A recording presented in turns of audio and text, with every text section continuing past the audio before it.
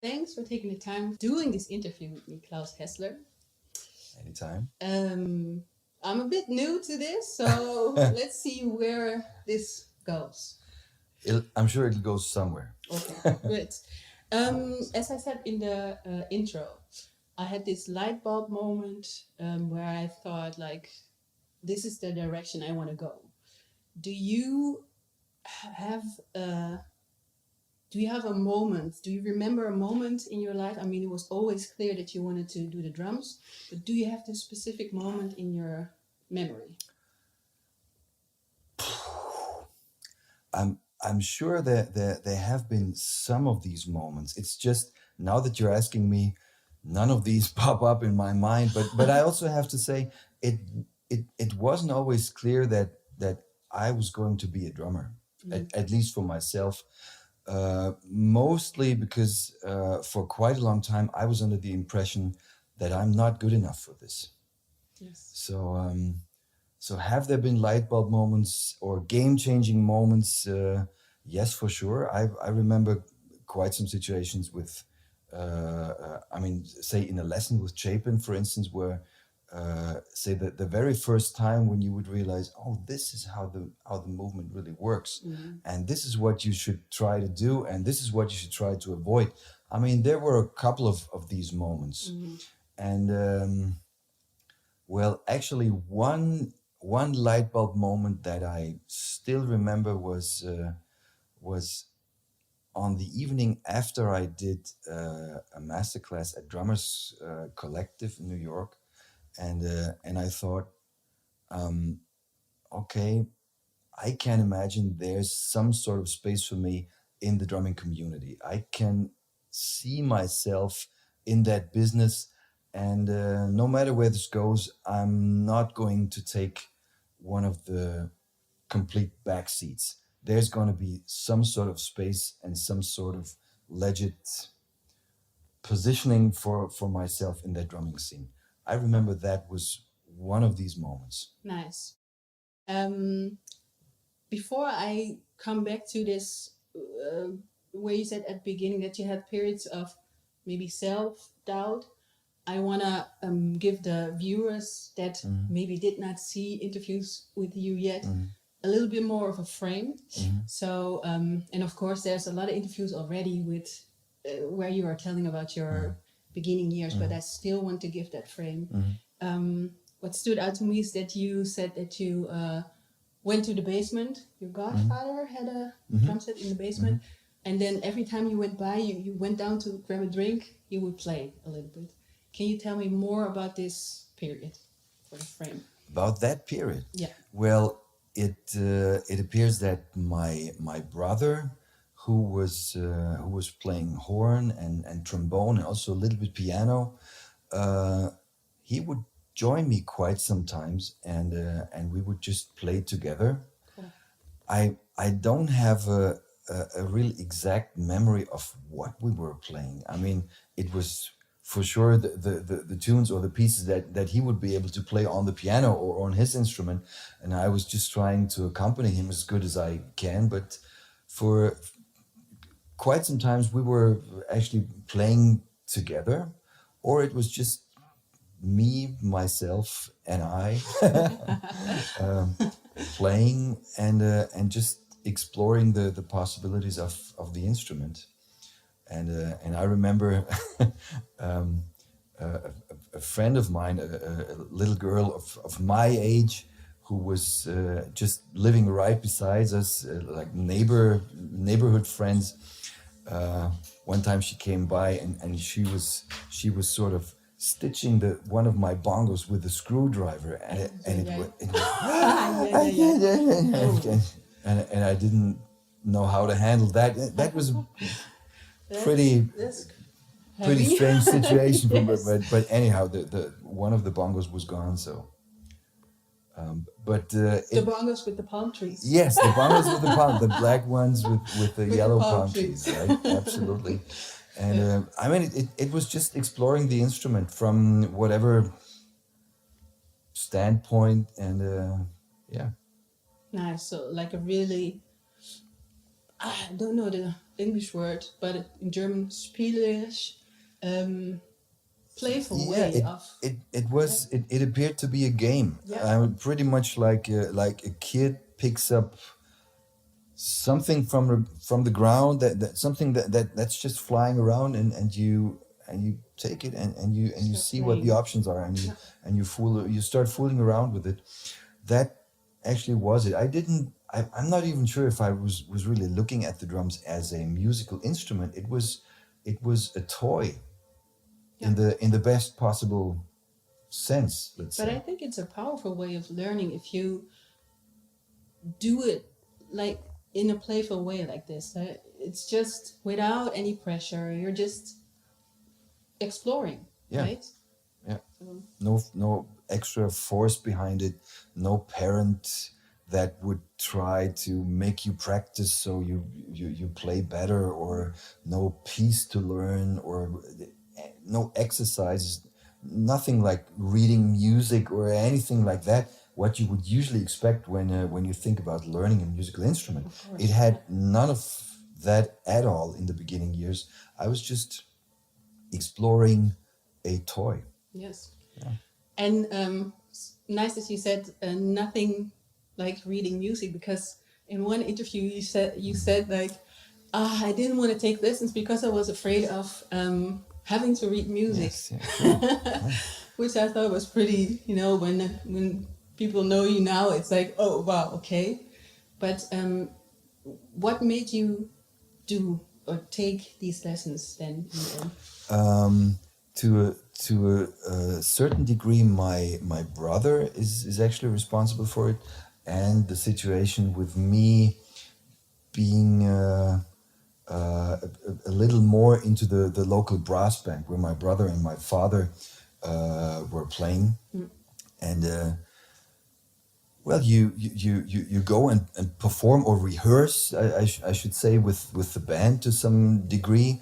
And when you're not trained how to play the instrument and you don't know how to read music, you're pretty much relying on all the information that all the other people are giving you.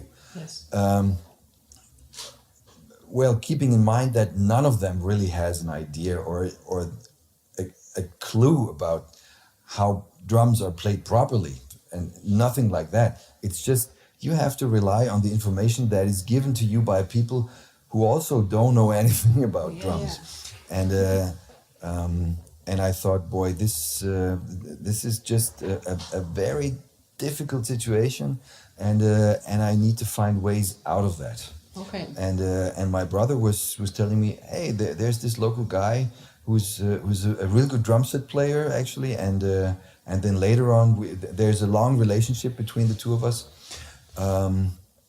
But then I started taking lessons, and after the first lesson, I thought, boy, I think I can do this. It's not as bad as I thought, and it doesn't appear to be so difficult as I was thinking. And So the fun aspect was still it, there. it was it Yeah. was for sure still there. I was just afraid of something that I did not know. Yes. It's that typical fear that you always have for unknown things. Exactly. Talking about it. Yeah. Okay. Okay. And what I'm interested in, because like I said before, you already told in a couple of interviews a little bit about this period, but from 10 to till like 20 years, I think at 20 years you started teaching also, maybe, yeah, or maybe a little bit younger. I don't know if I'm right. Yeah. Let's. Yeah. That's pretty much correct. Yeah. So, and I'm also like interested in what happened in that period, because I didn't really find stuff. The thing I found was that your teacher, we were talking about him, gave you records like with Billy Cobham or Pat Metheny, and you're a big Pat Metheny fan. But what were like records that you, or what was the first record that you remember buying, for instance? Like, The first 4 or 5 records that I had, I remember very well. One of the first ones was that I got for Christmas, I think, was Glenn Miller Orchestra. Cool. I mean, the original Glenn Miller Orchestra. Then another one was Harry Belafonte Greatest Hits, Wow. Okay. which I still like. Yeah. And another one was Queen Greatest Hits. I mean, That's, the of course. first Wow. I mean, there have been several greatest hits albums Yeah. from Queen, but it was that first one with the black. Was the live one or No. no? It wasn't live. It was a black cover with the four band members on it. I mean, it was a super wild mix of anything you could imagine. Yeah. Yeah. Cool. And did you, like, in that period after, did you attend like a music academy, or where did you learn about music structure, harmonies and stuff like this? Well, you're really touching a super weak point because Oh, sorry. I don't Am I know alarmed? too much about harmony and all of that. Although I am now back in a little bit more in the composer seat with Flux, and just last week I put together some chords for songs for the new Flux album. Yeah. And that's always say. Some sort of wild experience if you have somebody like Thomas on the guitar, who is really outstanding with chords Yeah. and reharmonization and all of that. And now I am developing some On the piano? on the piano, yes. Okay. And Cool. he's just using my chords, and I say, well, if he plays it and he doesn't come up with any sort of, oh, let's do it different here, and it must be this is not okay. cool, and should be kind of okay. I mean, it takes me like years till I come up with some progression, and I'm far away from being able to play piano in like a real time online setting. If you put music in front of me and you say, play that, no way. But still, I think I got pretty good ears, and I can manage to do that if I'm given enough time. But back to your question, there was no school or such thing where I learned about all of that. It was pretty much just a mix of taking a lot of drum lessons and listening to a lot of music, Yeah. and making the music yours. I mean, listening to a piece of music to the degree that you really knew it inside out, Yeah. including any of the components that were in the music. Cool.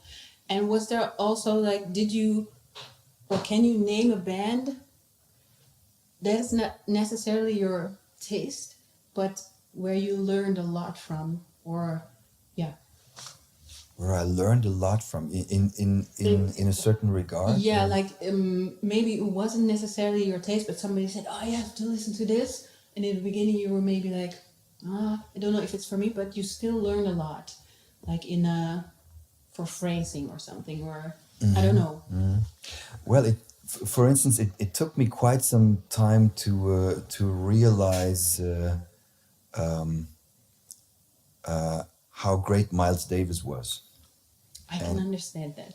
Yeah. And I mean, of course, you start out with albums like Kind of Blue and that early stuff, which is or more early stuff before Kind of Blue, of course, which is say quite easy to digest. But at that point, I didn't really realize what's so great about that, and it only or. I think the first album that I heard when I really realized how great this band was and how great the contribution of Miles actually was in all of that, or must have been in that project, was with a live record which was called Live at the Plugged Nickel. Okay. I'm not even sure if that's still around. I know some stuff. Should go and investigate for that. It was a package of a couple of CDs where the I mean, and it was that famous lineup with Tony Williams, Wayne Shorter, Herbie Hancock, Ron Carter, Miles Davis, of course, where they played for 1 week at a club which was called the Plug It Nickel, and you have one CD for each of the days, and you have the early show and the late show. Ah, cool. And I mean, some of the tunes they play on all of the CDs in the early show or in the late show, and You can hear the differences, right? and you hear how things are starting to change, and how they are playing together. how they are playing together, Yeah. absolutely, and how they are trying to, I mean, still make that an exciting experience for themselves, because I mean, they never really played it as the night before. There were always some little changes or something different, or Of course, and the interaction with the yeah. public. So that was really when I was starting to understand, boy, how great this band really is. And with other stuff, with Miles, I'm still struggling. I'm still one or two times a year. I'm trying to listen to Bitches Brew, Okay. and I still don't get it. But anyhow, I'm working on it.